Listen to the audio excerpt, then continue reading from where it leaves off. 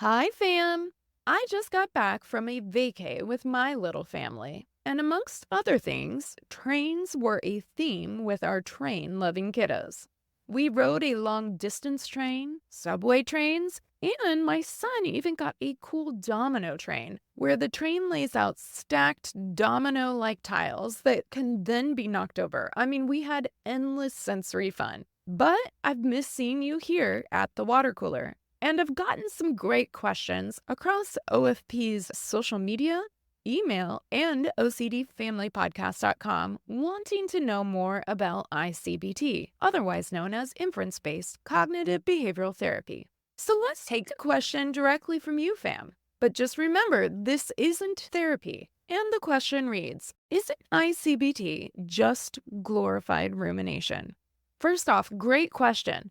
And just to keep it real, fam, I had the same concern when I first heard whisperings about I-CBT. It sounded like a theory where we are trying to justify reasoning, which not only engages with an intrusive thought, but doesn't that also function compulsively?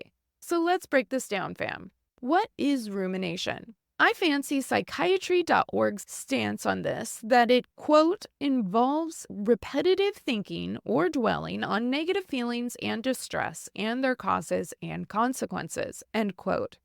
Yep, I mean, tell me you have OCD without telling me you have OCD, am I right? And hey, while rumination and OCD aren't mutually exclusive, rumination can and does play a pretty big role in OCD. So if rumination is unwanted, then glorified rumination, no matter how bedazzled it may be, is still unwanted, right? Sure. But we cannot determine this conclusion if we don't even know what I-CBT is. So what is I-CBT? Well, at its core, it's all about a reasoning process. Yes, process. And because I think in analogies, for better or for worse, let's revisit the idea of my son's new domino train.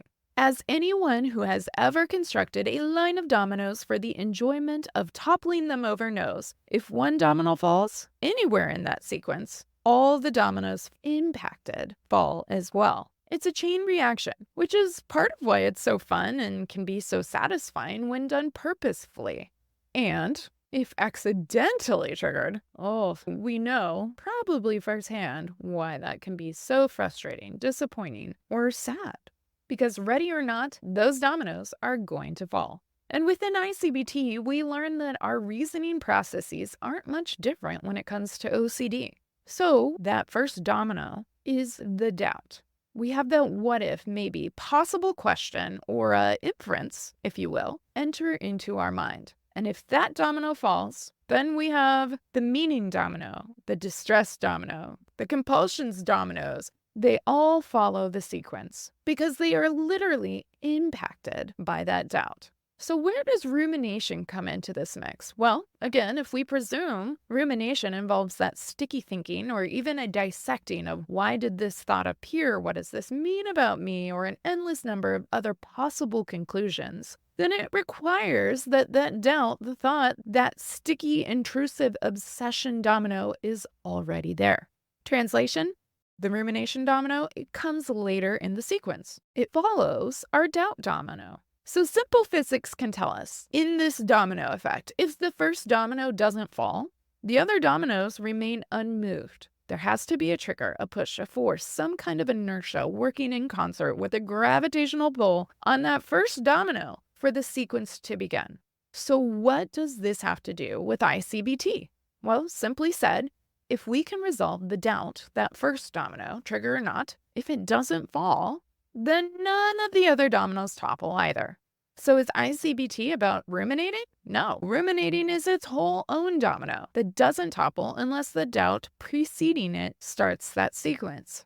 But I have even better news, fam. What I-CBT teaches more broadly is that doubt, that initial domino, it had to be constructed in the first place. Much like I needed to construct my sequence of dominoes. So if I don't construct the doubt in the first place, then that sequence never happens. And if the sequence doesn't happen, then the rumination doesn't happen either, or any other compulsion for that matter. So how is the OCD doubt constructed? Well, I'll refer you back to last summer's water cooler chat where we overviewed I-CBT as a whole, as well as a number of I-CBT episodes from my catalog in season 1 and 2, and icbt.online for more information. But my challenge to you, if you get bored or find some spare time this week, is to grab some dominoes and actually create a sequence of your own. Consider the work and the careful moves it takes to actually create a domino sequence, no matter how small or large. And notice how if that first domino doesn't fall, then the other dominoes continue to remain wherever you are in that line. But even more so, when you're done, notice if you don't even construct the sequence in the first place, if nothing's lined up, spaced apart, designed, then there's literally nothing to topple. We don't have to avoid or resist ruminating if the dominoes aren't set up to fall. And for OCD warriors and family, that's really great news. But speaking of all these dominoes, it's time to clean up all these tiles and finish unpacking from vacay. Thanks for the great questions though, fam. And I'll look forward to seeing you again next week here at the water cooler.